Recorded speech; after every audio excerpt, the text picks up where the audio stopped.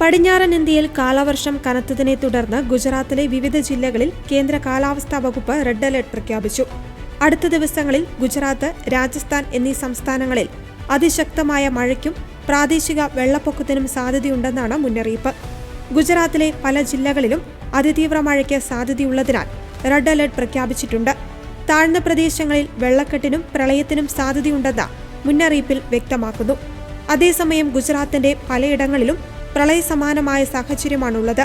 ഗുജറാത്തിൽ വീശിയടിക്കുന്ന ശക്തമായ മൺസൂൺ കാറ്റും ചുഴലിക്കാറ്റും കാരണം രാജസ്ഥാനിലും വരും ദിവസങ്ങളിൽ ശക്തമായ മഴ ലഭിക്കുമെന്നാണ് കാലാവസ്ഥാ വകുപ്പിന്റെ മുന്നറിയിപ്പ്.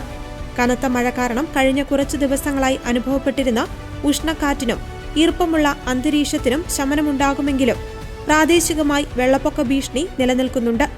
ഇടിമിന്നലോടും ശക്തമായ കാറ്റോടും കൂടിയ മഴയ്ക്കാണ് സാധ്യത.